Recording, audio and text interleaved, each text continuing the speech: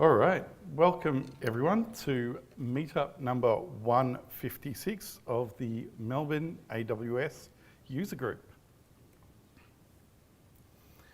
We will start by acknowledgement of country. The Melbourne AWS user group acknowledges the traditional custodians of the land on which we meet today, the Wurundjeri, Woi Wurrung and Bunurong peoples of the Kulin Nation. We pay our respects to their elders, past, present and emerging, and recognise their ongoing connection to this land. We extend that respect to Aboriginal and Torres Strait Islander peoples here today or watching online. We operate on a code of conduct. The short version is there. The URL has a longer version, and on there is also an opportunity to report anything that you may see. The very short version is like, just be nice to each other. If for any reason you feel uncomfortable, you can come and talk to myself or Rob, and we can help you deal with things. Or as I said, there is the anonymous version online. We're on a few different media platforms. We have our website, melb.awsug.org.au. We are on LinkedIn as the AWS User Group Melbourne. Mastodon has gone away, so we're not on there. Or we do stream this on YouTube. For anyone that's currently watching, you know where it is. For anyone that's in the audience that may want to watch, just look for @AWS Melb, and you can see all of these live or play them back. All right, the format for tonight, there's the introductions that I am going through right now. We'll follow that up with a little bit of a What's New segment. And then we have two speakers for tonight. We have Gokul, who's going to be talking about the retirement of Kubernetes Ingress Nginx. And then we'll follow that up with Warwick talking about some of his serverless adventures. And we will finish that up with a marketplace. We do a who's hiring rather than asking people if they want to hire, because if your boss happens to be watching on the live stream, it might be a little bit of a difficult conversation in the morning. So yeah, anyone who's hiring will put their hands up and you can go speak to them after. And then we try and close and wrap everything up at about 8 p.m. If you want to ask any questions and you are watching online, there is the chat within YouTube, or you can go on the #Melbourne channel on our Slack. And the address will come up shortly. We can't put these events on without our sponsors, and our gold sponsor is the Mantel Group. Our silver sponsor is Civo. And the venue sponsor is NAB.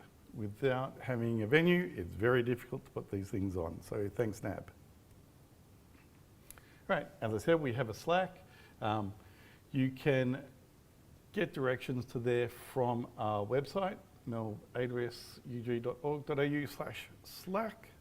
And then we have quite a few different channels in there, general jobs, volunteers. So if you want to help out with anything, you can let us know in there and we'll post some things.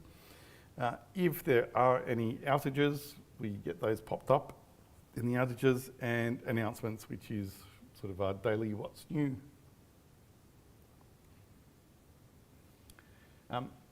These events also don't happen without people being involved. So one of the key things is speakers. Without speakers, we'll just turn up for pizza and then go.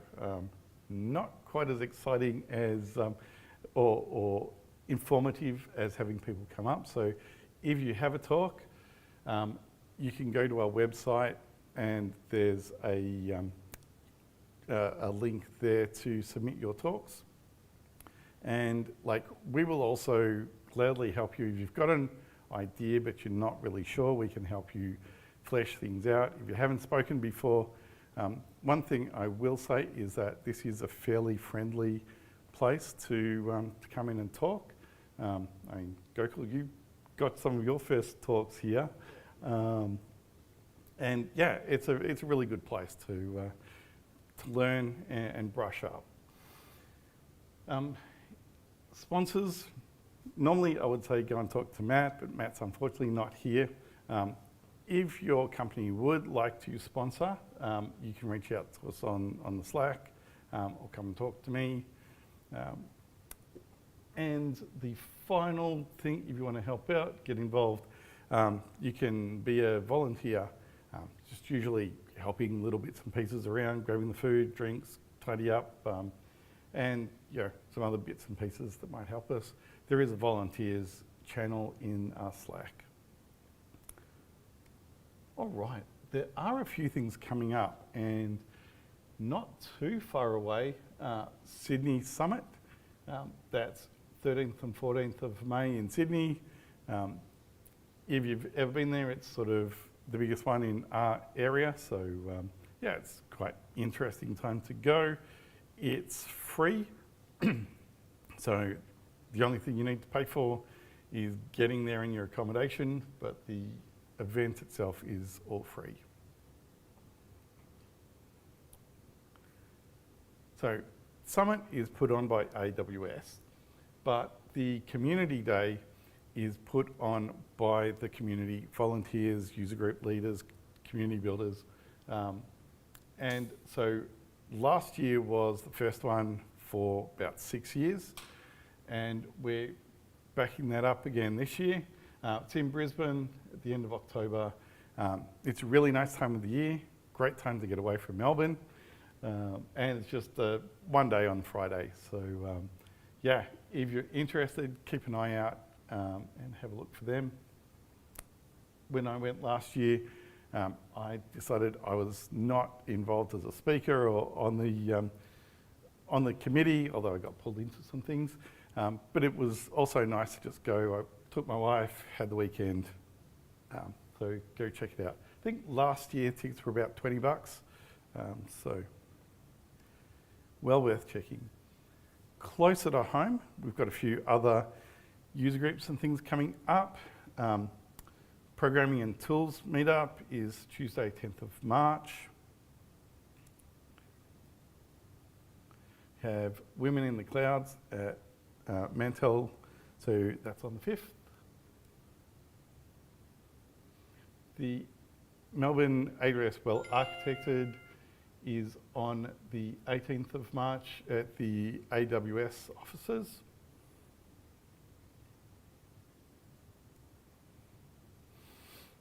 And tomorrow, the Serverless meetup is happening again at 452 Flinders Street.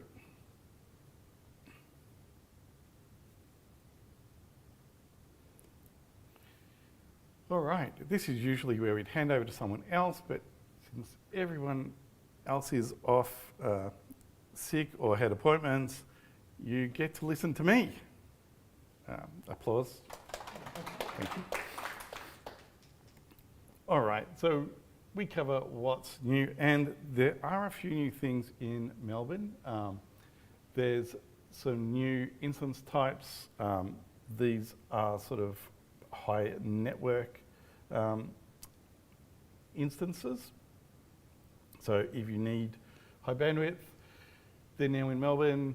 Aurora DSQL is in Melbourne, and Glue 5.1. Sydney, where, like, let's face it, almost all of us are still operating out of Sydney. Probably the biggest news is Bedrock adding support for the latest open weight models. So there's a whole stack of open weight models from like DeepSeek, Google, OpenAI, etc., that are now available in Sydney in Bedrock. So it's really good for people doing a lot of AI work here in Australia. Game Lift Streams is now in Sydney. Oracle database at AWS. I mean, I don't know how many people are utilising that, but it's now here in Sydney. And this was an interesting one that came up, and I didn't really know too much about it, but data transfer terminal, it sort of seems to be like the replacement for your Snowball. So if you've got a whole bunch of data that you need to upload quickly and you live in Sydney, you can go to a location there and plug your stuff in and upload with a very fast local connection. So that's great if you live in Sydney. Lots of things in machine learning, as you could probably expect, because hey, what's the day go by without something new about AI or machine learning? So few things with the agent call browser models, supports proxy configuration and browser profiles. Sonnet, new version of Sonnet is now available in Bedrock. Development agent SOPs are now there, so in preview, so helping your workloads there. Structured outputs available in Bedrock, so now you can specify it like a JSON format that you want to get the output in, and that will match your expected outputs. So you don't have to sort of try and configure that yourself.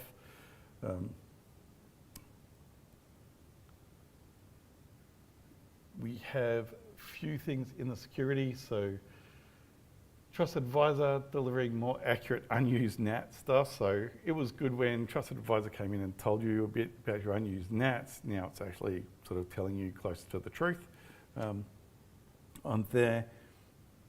STS now supporting the validation of some more identity providers. When you're using your assume role with web identity, you've got a few more options in there. This was an interesting one, identity center enabling, it's basically replicating your identity center. So, you know, we'll all probably have identity center in Sydney. If that happened to go down, Sydney region, or that particular service in Sydney went down, your authentication is screwed. So now you can replicate it to another region. And so if something happened in your Sydney, you could then just instead log into your identity center in, say, Melbourne. So yeah, there are probably some use cases. It's nothing that I've sort of actually seen have an issue before, but yeah, this gives you a choice. And Aurora DSQL launching some new connectors. All right, there are a few small things in a bunch of other topics. So Matt just rolled them all up into a miscellaneous. So probably one of the, or there's a few mentions about, just trying to find where it is on there, but mentions about Kiro Powers. Or is that in the DevOps? Yeah. Yeah, sorry. Jumped too soon. That's in the DevOps. So yeah, there's DynamoDB global tables now supports replication across multiple accounts. So if you need to do things with your tables across multiple accounts, you can now replicate that. New updates for RDS for Oracle. The third one is interesting in both like, I'm not sure exactly why you would necessarily do virtualization on a virtualization sort of platform, but yeah, before, if you wanted to do virtualization within a cloud, you needed to use bare metal. Now you can actually do that on EC2 instances, so you can virtualize your virtual instances. And a few new instance types there. Lake Formation has some, cross-account sharing. There seems to be a bit of these cross-account things come out in the last month. and a few other ECS metrics and so forth. So that's on the MISC space. On the Devon Ops, this is where I was talking. There are a few things on Hero Powers, and a couple of new ones actually come out today. So powers are basically like, instead of actually specifying, say, an MCP or things, you can now just plug those directly into your IDE. And at the moment, it's only for Hero IDE. They have said they're working on the CLI, but yeah, so you can just choose the powers that you want. They've got a whole list of different ones. You go click install, install, install, and unlike your MCPs where it sort of everything that you have installed, it loads at boot time, this will only pull the powers in when they're needed. So that will help context windows a little bit. Yeah, so some interesting things. In the middle there, it's a small thing, but it's quite nice for a little quality of life. The management console now displays the account name on the navigation bar. So where you used to just have the account number, you got the name there as well. So I don't know about you, but I recognise the names a lot better than the account numbers. So yeah, just a little quality of life thing, but nice, very nice. I like it. Yeah, so, and if you need bigger payloads for your event bridge down the bottom there, that's now been increased fourfold from 256 to 1 meg. All right, and with that, the What's New has come to an end, and we will start to welcome up our first speaker, Gokul.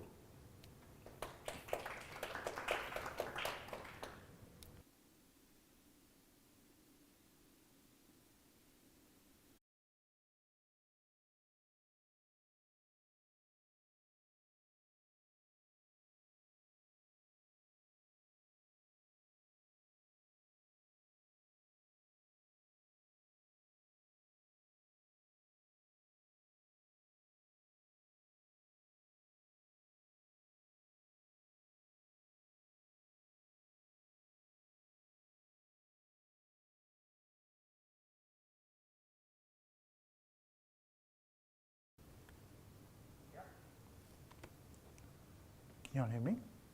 Good? All right. Good evening, everyone. So today I'm going to talk about Kubernetes ingress controller depreciation, what's the impact and what comes next. So my name is Gokul Venugopal. I'm one of the lead consultants from Civo. I'm with Civo for the past 5 years. And before that, I was with Accenture for 10 years. I have 15 years of total IT experience. So this is what we're going to do today. First, we're going to give a quick introduction about Kubernetes and AWS EKS. Let's also talk about what is Kubernetes ingress controller. Let's touch on what is Kubernetes community and what was the recent announcement, what is changing and why, who's affected, if you're affected, what are the other alternatives that you have, and what is the migration strategy and what does it look like, and some key takeaways and recommended next steps. And the last is Q&A.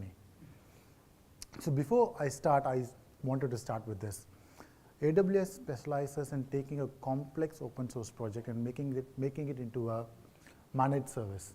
So this allows customers, developers, engineers to focus on application build rather than focusing on the underlying infrastructure.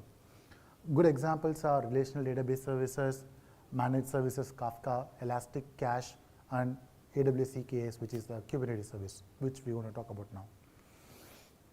So a quick introduction about Kubernetes. Kubernetes was originated at Google, announced as an open source project on 2014.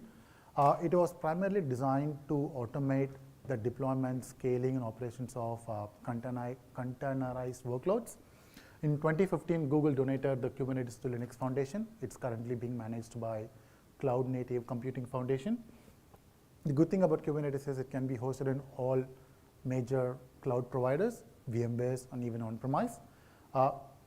What AWS has done is they have created a managed service for Kubernetes called EKS, So AWS manages the control plane where they maintain server, etcd, scheduler, and control manager. So these are the processes without which Kubernetes cannot run. So they do manage all this, and they provide the users to configure data plane, which is the worker nodes on which we can run our container workloads. Now let's just touch on what is ingress controller and how it works. This is a high-level architecture, and ingress controller is nothing but a reverse proxy middle layer that is useful to serve or manage external traffic to the application service running inside your Kubernetes cluster.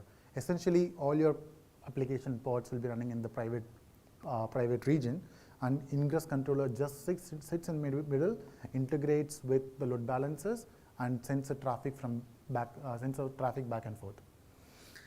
Ingress controller, once you deploy it in a cluster, it can be configured using, it can be further configured, the configuration of the ingress controllers can be updated using the Kubernetes networking APIs.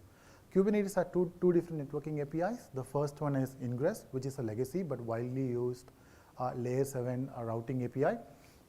Currently, there is no further developments happening on this ingress, but Kubernetes team is supporting only for bug fixes and security patches. The next, the more advanced is the gateway API, which supports both layer 7 and layer 4, and it also supports multiple protocols like TCP, UDP, HTTP, HTTPS, and GPRC. So how an ingress controller works is, on a typical ingress controller, you'll see these three components. The first one is controller, which will constantly watch the ingress and gateway API to see if there is any change in configurations. If there is a change in configuration, controller will send the configuration to configurator. Configurator will generate the configuration file. Let's say, for example, I'm using Nginx ingress here. So it will generate the Nginx configuration, TLS certificates, keys, and other artifacts required for Nginx configuration.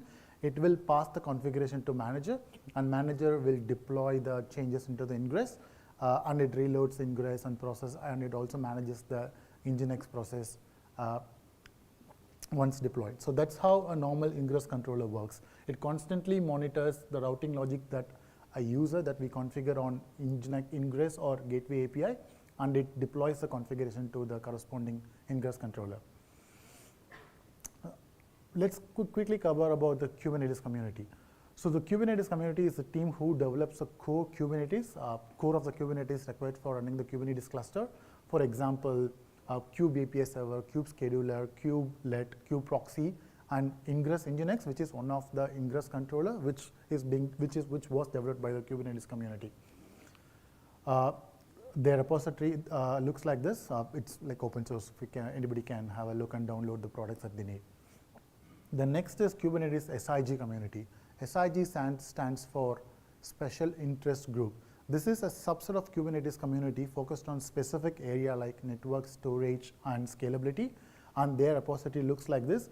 They have also developed multiple products like CNI plugins, the custom network interface, which is used by Calico, and CSI drivers like EBS and EFS CSI drivers. If you want to use EBS or EFS with Kubernetes, you should be using one of these drivers. And they have also developed AWS load balancer controller, which is another type of ingress controller developed by the SIG community, and there are multiple other products with tools that they have developed. So now let's talk about the announcement and what's changed. Kubernetes on 29th of Jan, the steering committee and the security response committee has announced that the Nginx ingress, which is a type of ingress controller developed by the Kubernetes community, will be retired on the 31st of March 2026, and there will be no more updates or security fixes post that. The reason, there were two major reasons. The first one was lack of contributors. There were only 2 guys who were actively supporting the development of Ingress Nginx, and there were a lot of technical debt, and continuing to maintain will be unsafe in the longer term. Kubernetes and Datadog did an internal research, and they've identified that around 50% of the cloud native environments currently are using this Ingress Nginx as an ingress controller. What happens after 31st of March 2026, if you're using Ingress Nginx, your existing deployment will continue to work, but as I said, you will not receive any bug fixes or security patches. And the Kubernetes steering committee has also strongly advised to not to use Nginx ingress after the retirement because it will leave the users vulnerable to attack. So let's say this is how the normal Kubernetes with an ingress Nginx controller works. So you have this external traffic coming on your first box. Your Nginx ingress controller is the second step, which will integrate with your load balancer. The third step is the ingress rules, which you either configure using ingress or gateway API. The last step is the backend applications, which will serve the request. So what happens is, as of this announcement, Kubernetes steering committee has confirmed that the step 2 box, the ingress Nginx controller, is fully retired. It will still continue to work, but it's retired. There will be no further enhancements. And as I was also mentioning, the ingress rules, which is a legacy networking API of Kubernetes, it's feature frozen. Kubernetes community will still support security fixes and bug patches, but they're not doing any active development on this ingress that's currently available. So who's affected and how do you know if you're affected? So we need to look at this announcement from Kubernetes with a stop, check, and protect approach. You need to act early to avoid a cyber risk if you're using Nginx ingress. Normally what happens is the security research and attackers focus on this depreciated or retired products purely because they don't receive any security or bug fixes. If they find an exploitable vulnerabilities, they try to use to get into the system and fetch data or corrupt system or ransomware attacks or whatever. And due to the popularities, bad actors may act quickly. Once at retirement, people may try to start exploiting any existing vulnerabilities if there are in the system. So what we should do, if you are part of if you or your customers are part of if you're working as part of a platform or application team for your company or your customer's company and using Kubernetes, you must check if you are exposed to the issue. If you are using Kubernetes environment, regardless of on-premise or cloud provider, you may be impacted. Organization across all industries, across different maturity level, they should still assess the risk. And if you are using ingress Nginx, you should prioritize migration to maintain security and resilience of your system. Continuing to operate with Nginx ingress, as mentioned before, after retirement, increase your security risk. So what are the alternatives? So there are a bunch of open source as well as commercial alternatives available in the market to replace Nginx ingress. But selecting the right solution requires a careful assessment of your organizational SecOps requirement. If you are already using AWS EKS, the recommended option is to use AWS Load Balancer Controller.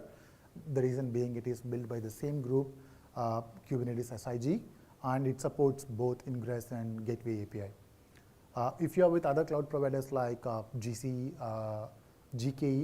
Google Kubernetes environment, or Azure Kubernetes Service, you can use either Google Cloud Gateway Controller or Azure Application Gateway for Containers as your ingress controllers. Let's say if you are currently using Nginx ingress and you still want to sort of retain the Nginx experience, you can use FI Nginx ingress controller, which is a controller offered by FI company, and they will be supporting it for a long term, and which is an open source product. And they also have Nginx Plus and Nginx Gateway Fabric. Gateway Fabric uses Gateway API, whereas the other two uses the Ingress API. There are other few popular alternatives available. For example, Traffic, HA Proxy, Kong, Istio Ingress Gateway, and Contour or Envoy. So these are the other alternatives that you can use, and all of them supports a few of the ingress controller here only support Gateway API because of the latest, and it doesn't support ingress, but others do support both ingress and Gateway API. What's the migrations? Let's say if you're using ingress Nginx, what's the migration strategy look like? You need to plan a systematic migration of Nginx ingress. You need to assess the capability requirements. For example, what type of protocols do you need today, and what will be your requirement in future? Do you need TCP, UDP, HTTPS, GPRC, WebSocket? You need to evaluate the protocol requirements. You need to also understand if you just want to continue using ingress, which is like halfway through its retirement because there is no new enhancements happening, or do you want to eventually migrate to Gateway API because that provides a lot of advanced capabilities? What's your SSL TLS requirements, termination requirements? What's your WAF authentication authorization requirement? Do you want OIDC, OAuth, SAML to be integrated as part of your ingress controller? You need to check those requirements before you choose an ingress controller. Also, you need to check the traffic management. Currently, the Ingress Nginx offers a basic traffic management, but if you want advanced URL read-write, traffic split, and advanced routing, you may have to consider those ingress controllers which supports Gateway API, with which you can sort of take advantage of all this. And lastly, you need to understand your observability and metrics and logging requirements so that you can choose the right ingress controller depending on that. Let's say once you decide on an ingress controller, you need to migrate gradually. You should start with a low-risk workloads or clusters before moving to critical workloads. You need to use hardened Docker images for the new ingress controller to avoid potential issues. For large organizations, create a clear migration strategy and self-serving migration guides, and you need to train your engineers with live sessions, webinars, and hands-on experience provided with sandbox environments so that they can start migrating across the organization. And post-migration testing is really important. So once you choose a specific ingress controller, you need to make sure you have functionally regressed it against your application, and you have also done performance checks to make sure the new ingress controller is not degrading the existing performance. Also ensure that you capture logs and metrics for your troubleshooting and observability purposes. So the key takeaways. So if you are using Ingress Nginx, you still have 34 days left to choose one of the alternative ingress controllers in the market. Ingress Nginx was trusted and popular because it was built by Kubernetes, and many of the getting started with Kubernetes guides use Ingress Nginx as an ingress controller, because of which if you take two clusters, one of the two clusters in the world is currently using Ingress Nginx. So if you are using it, if you have a Kubernetes environment, there are high chances that you may be using it. So first check, and if you are using it, then plan for an appropriate migration strategy. Especially high-risk sectors like regulated environments, government and public sectors, if you are working for them or if they are your customers, you need to take extra precautions if you're using Kubernetes. So as a COS or AWS Premier Partner, it is the highest level of partner available, and there are only a handful of partners in Australia. If you need help, we are happy to step in and do a rapid cluster discovery to determine impact, if you are impacted or not. If you're impacted, we can help with strategic migration planning and future state architecture. And we can also make sure the migration works or completed in such a way that it requires low maintenance from a future standpoint. And we can also ensure that your cluster is compliant and assured across the security requirements. Our goal is to help customers to minimize risk rather than if there are impacts, then customers has to rush into something down the line. So it's better to act early rather than acting after getting impacted. So yeah, that's it. So if you want to get in touch with us, just take a picture of this QR code, reach out to us, happy to help. Now I can take questions. Yes, all right, Christy. hang on. I'll bring this microphone around. So with this case, which one did you replace with?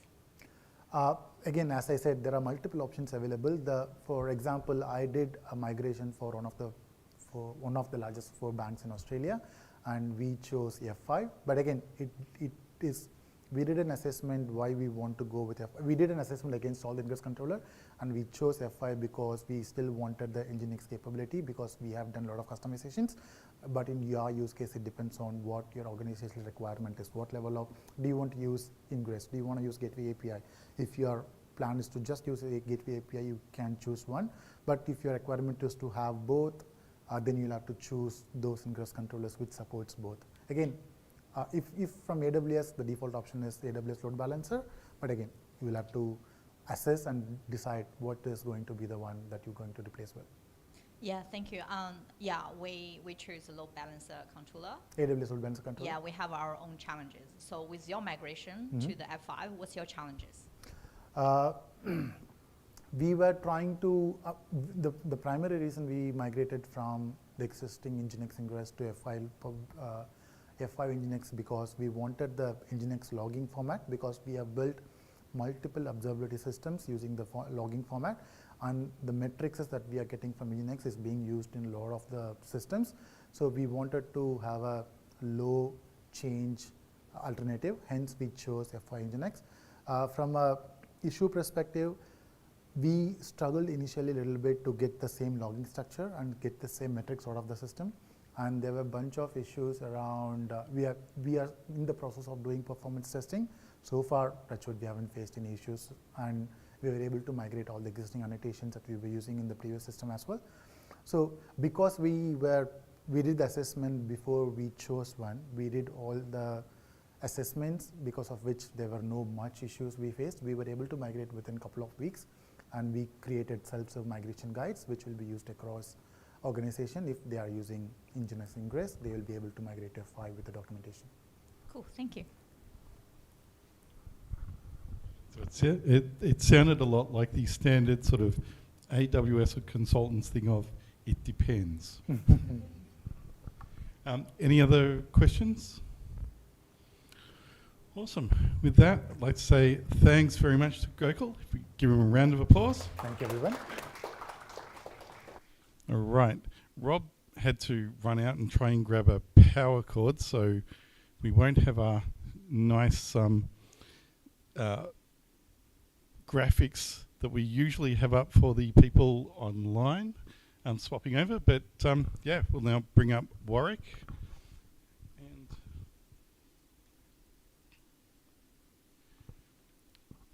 all right, so for anyone watching online, apologise about the black screen, but we will very soon have Warwick here to go through his presentation. All right. There's a mic.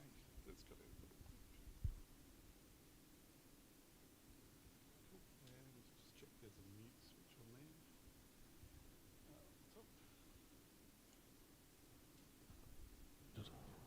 there. Hello, can you hear me?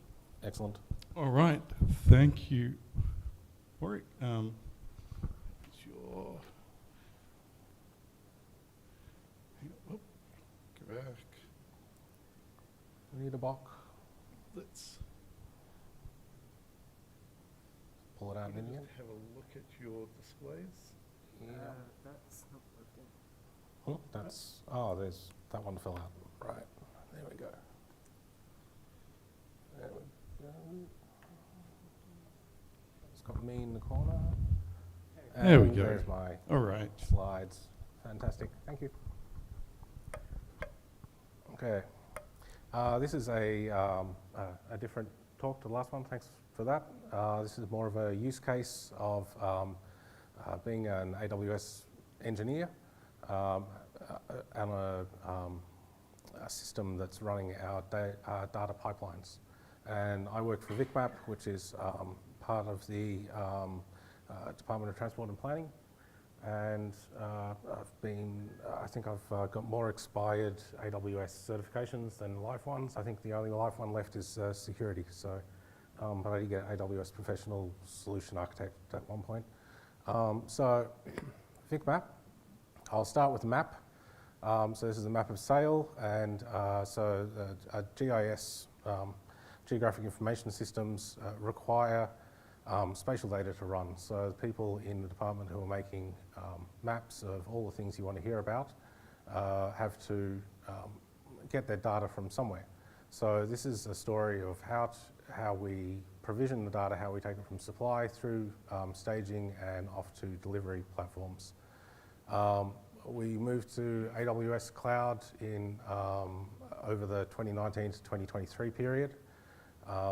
And we moved from a code base of Perl and little bits of Python, a lot of C shells. We moved into serverless architecture with pure Python and Postgres backend.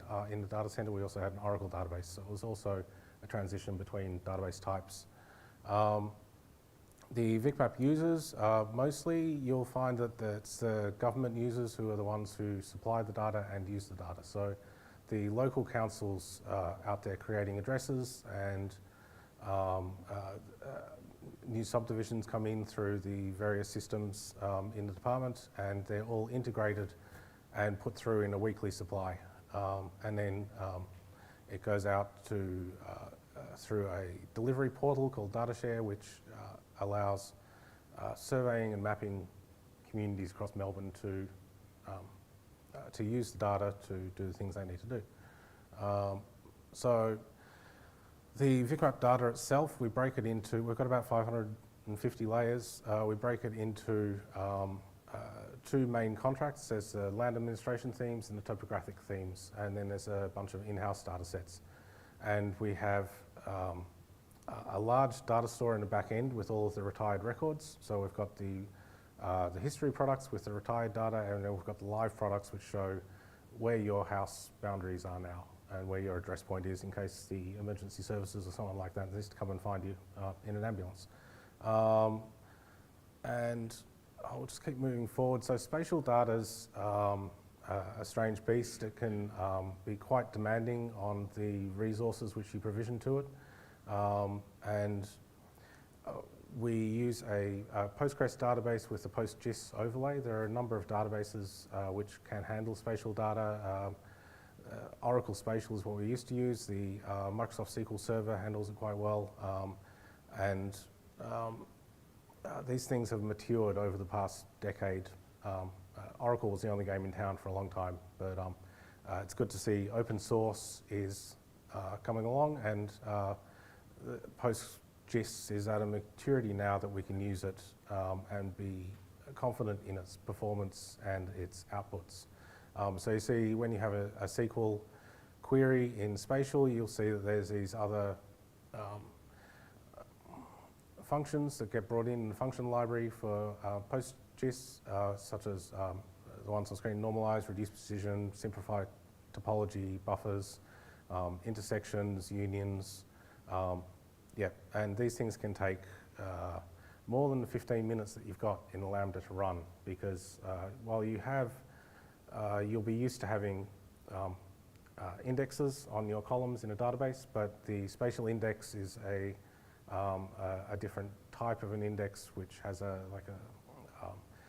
it's a gist index, and it allows you to zoom in and out on a map and for the database to know where in the data set you are and what features are adjacent to you. So my architecture for the supplies is a bunch of serverless state machines. So you can see the 5 state machines there. There's a CloudWatch events triggering some lambdas, the supply and the orchestration.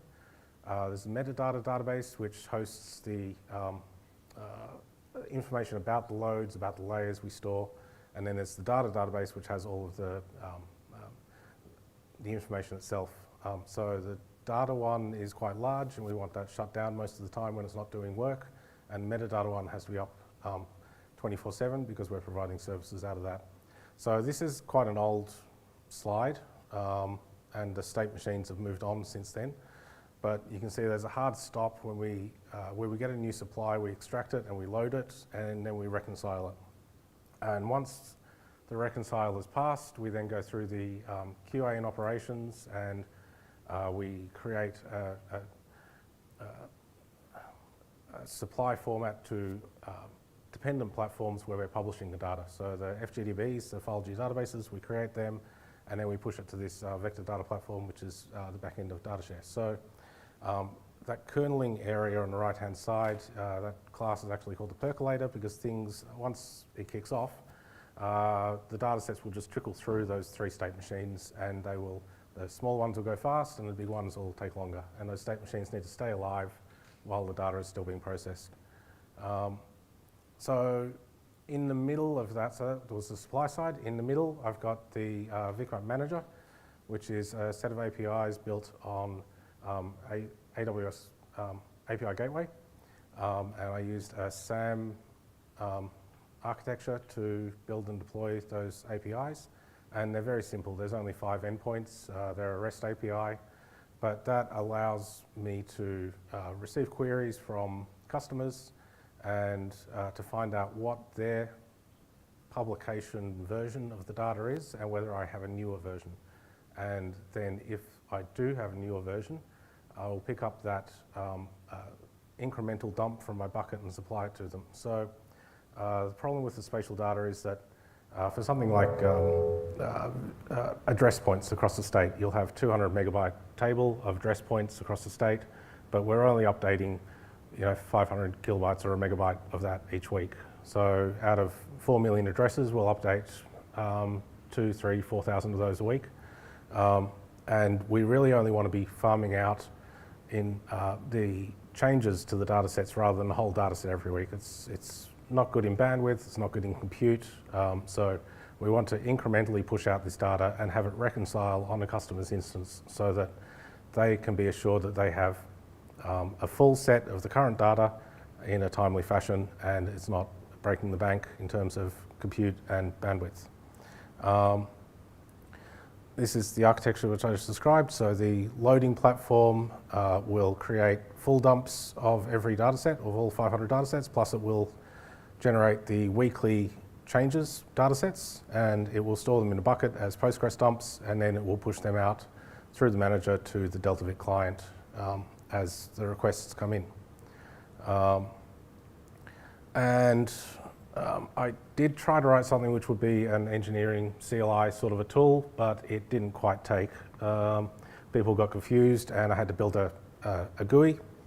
The GUI was built into Kinta. I didn't want to have people having to install extra Python libraries to do things, so I just used the out of the box, what's Python got? It's got Tkinter. It's ugly, but for me this is it's a proof of concept more than anything else. And if I can build it into Kinta, then someone else can build a nice, pretty JavaScript version on some web front end. So I'm just proving it works, and then we can continue using this. Hopefully, people will just use command line stuff. It's just each week or each hour, they can just say sync. So the Lambda design. So for each of my Lambdas in the architecture, I've got 2 of them have the event bridge coming in, but most of them, they have a data man layer which has utility classes and a Postgres client for the PG dump and PG restore. And they have a lib folder with my Python libraries which I'm using, so that's in my layer rather than as a requirements like it should be.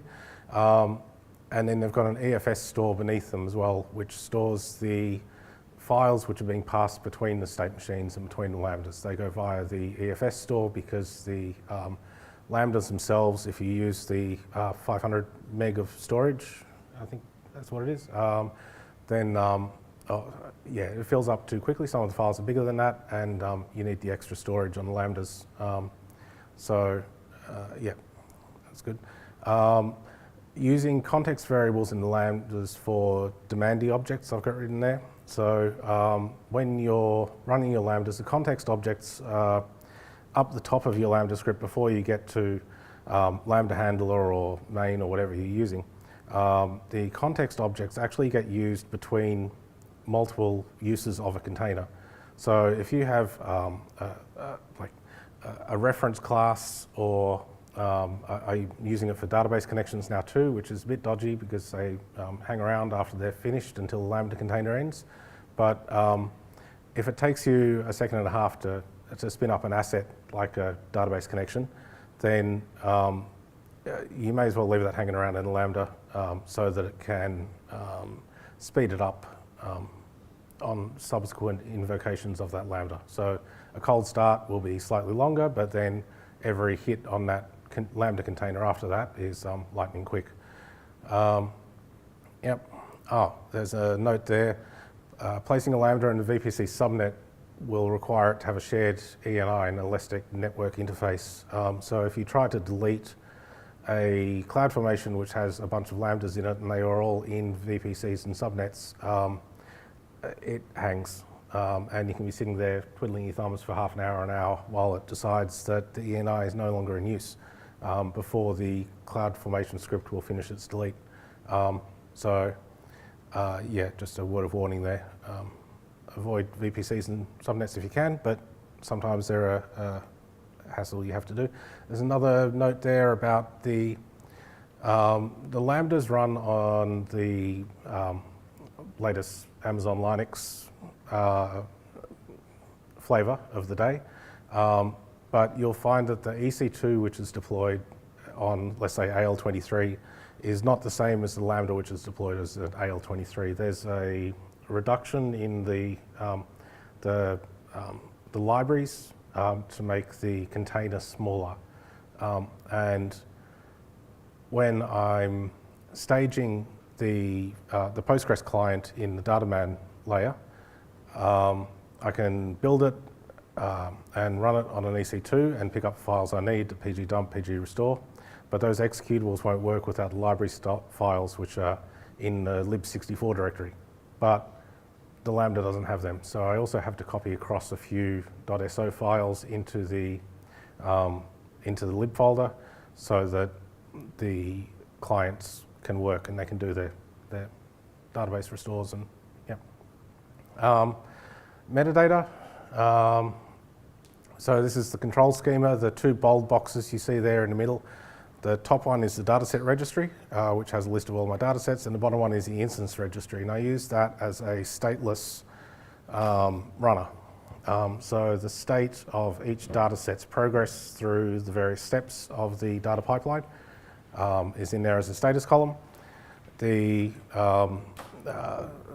green on the left is the supply registry, so that's lodging which supplies have come in, and then each supply will kick off a group of supply datasets, depending what's being updated, and they will trickle down to their child datasets. And so there's a lot of views of views of views. So you update the head dataset, and then you might have 3 or 4 different products being created from that initial supply. So the integrations happen there. And the yellow ones are for the distribution client, which I've written. So a copy of that dataset registry gets put out into the remote instance with a list of the datasets that someone wants to download, whether they're active or not, and they can pick and choose which data layers they want.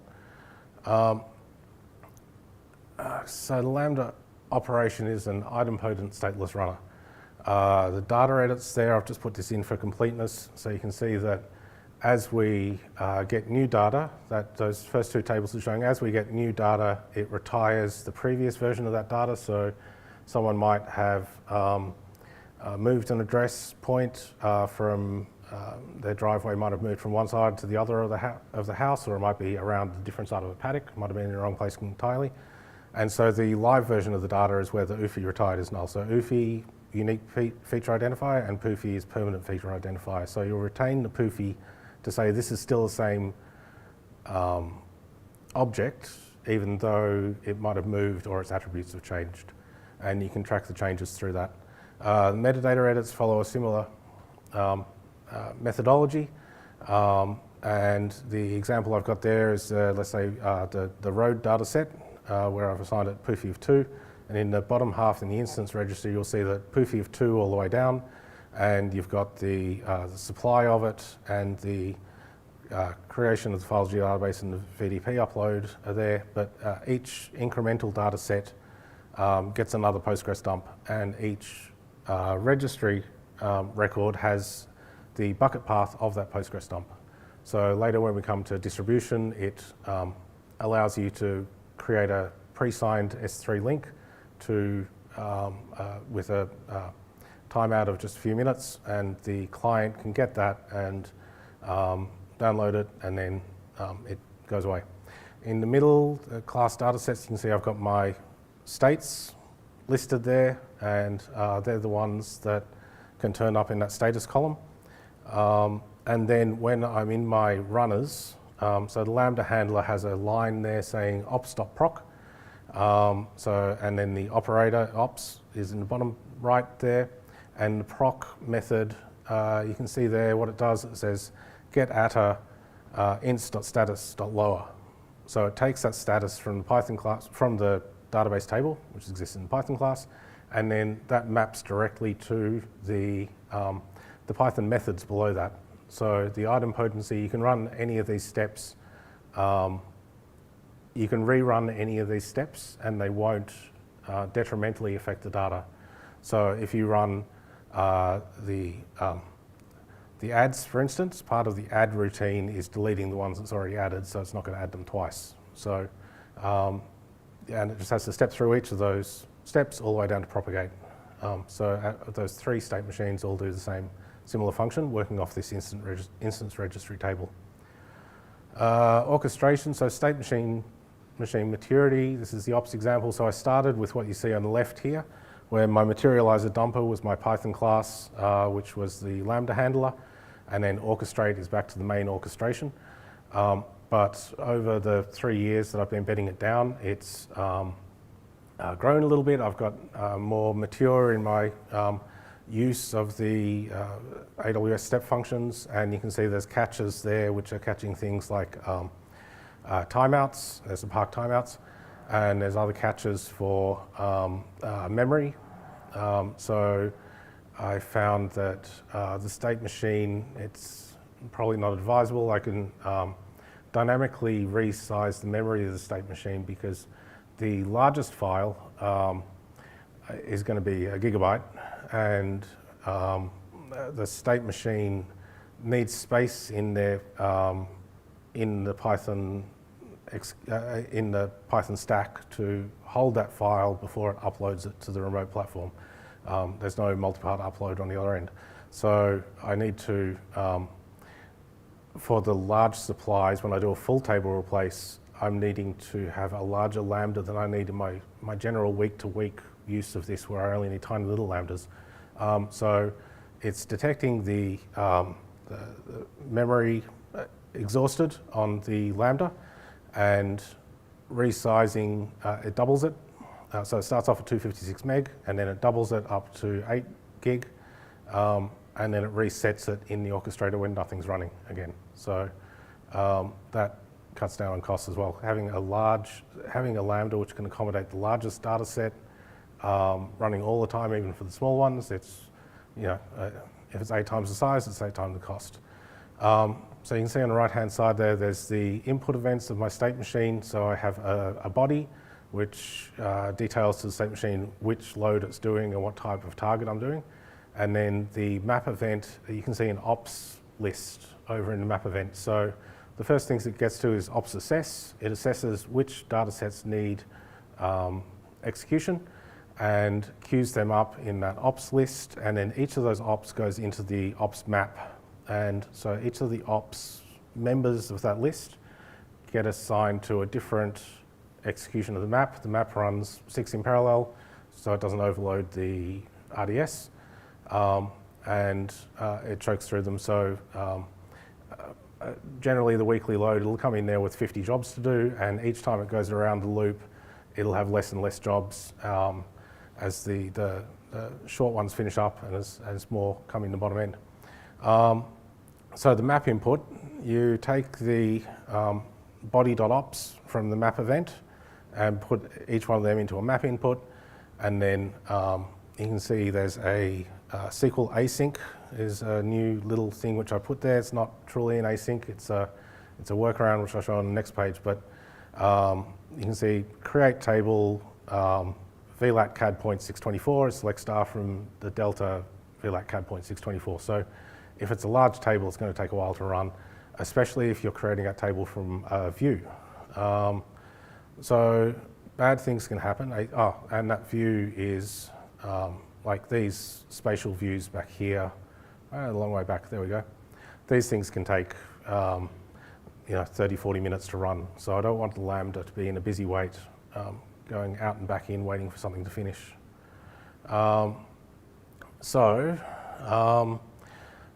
Yeah, I made this SQL async thing, which is if there's something that happens on a platform and it's reliable enough that it breaks in the same way every time. That's almost a feature. So my SQL async is a small lambda. All it does is it executes a SQL statement like that create, which you saw, and then it times out after 10 seconds, taking down the Lambda container with it.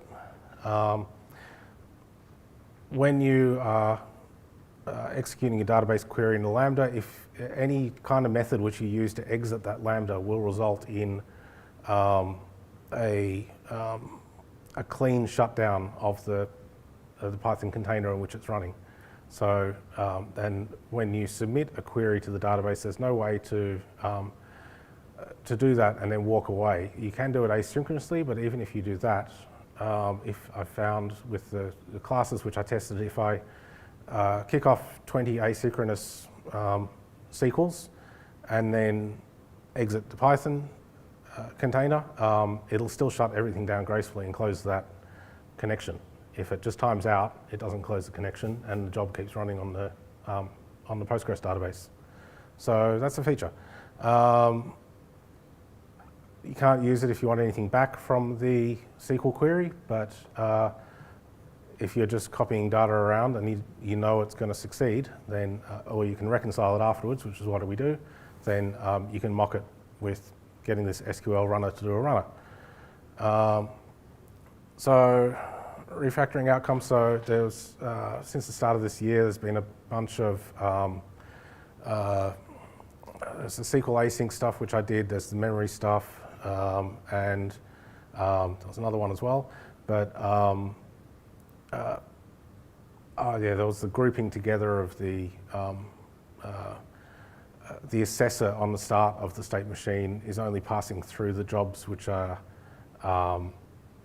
ready to progress to the next stage rather than checking every job. So you can see on the black on the right hand side, there's the VDP worker. Down the bottom is December last year, and you can see that it was running about 300 minutes a week, and that's brought that down to about 50. Last week, the 92 minutes, that was, yeah, that wasn't my fault. That was the other end, which was going slowly. So it was continually pinging it and saying, have you finished your job? No, I'll come back later. And instead of doing that for 3 hours, it did it for a day and a half. So on the bottom half is the Lambda worker, the ops worker, my picture's over that.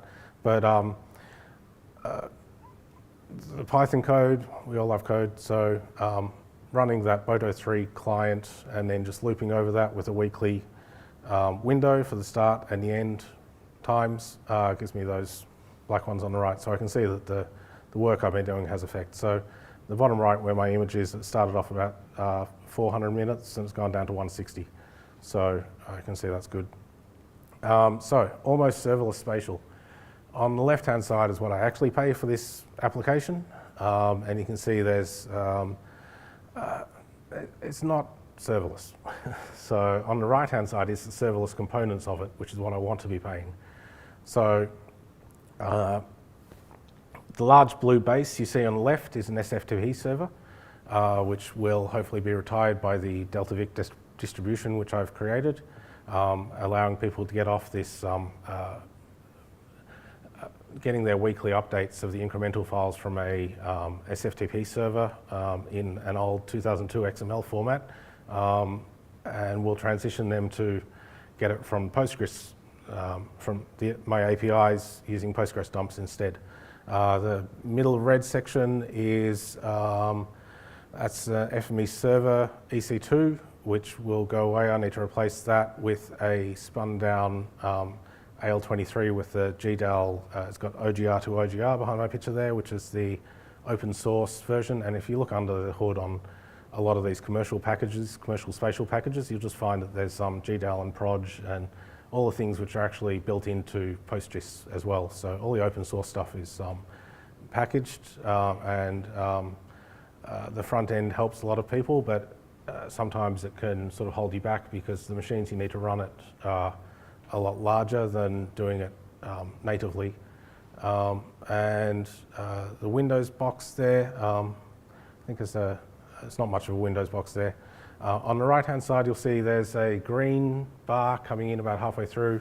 That's a WAF, which I set up for this project because the initial WAF, the default WAF in our environment was limiting it to 100 requests per 5 minutes, and people were getting 4 or 3 errors. And it took me ages. I was hunting through the logs looking for it and not thinking to look on the other side of the WAF. But yeah, a necessary evil. But you can see the spikes on the right-hand side is the Lambdas running each Friday night to process all this data. So not much cost, but cost all the same. On the far right is after the improvements which I made over the Christmas break, getting these Lambdas to run more efficiently. Okay, questions. I am actually hiring an offsider as well. That's my reason for being here tonight. And I put this in the jobs thread on the Slack channel as well, the spatial data developer, and then the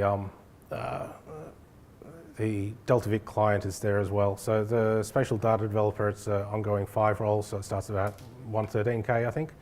And then the Delta Vic client, I'm not sure if that will work with the picture over it. Yeah, that can give you a feel for how this incremental spatial tech works and get you a copy of the data locally so that you can put it into QGIS in the open source client and GIS package and make some maps. So, yep, that's everything.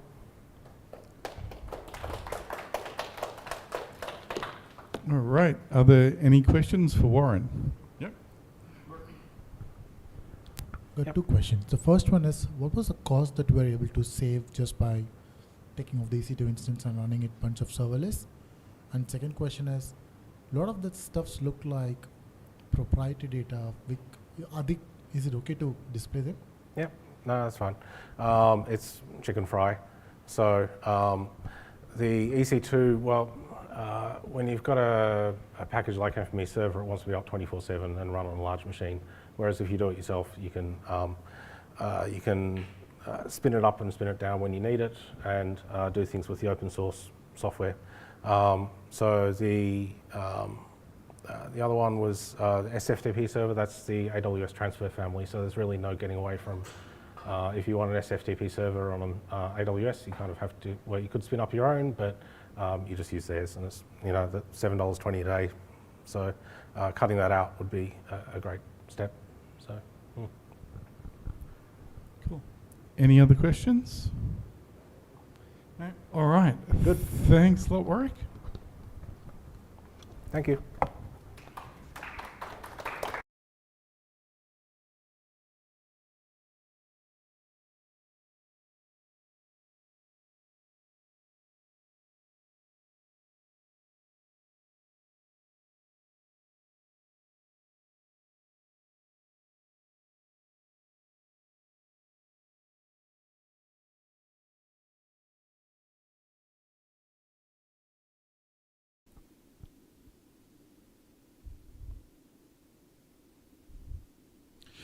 All right. So we are now at our marketplace section. So we had the Warwick had his speak. Did you want to say anything else, or you're all? Yep.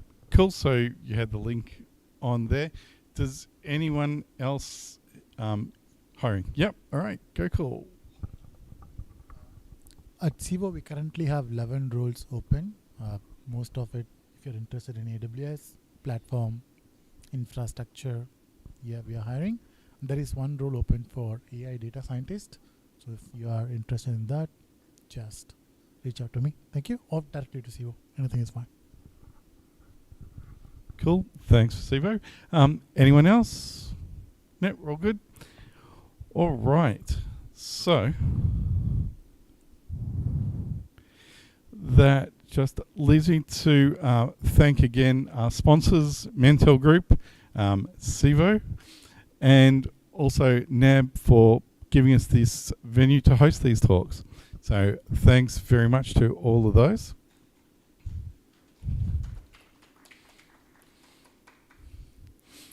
And we will be back here on Wednesday the 25th again the final Wednesday of the month for our March meetup.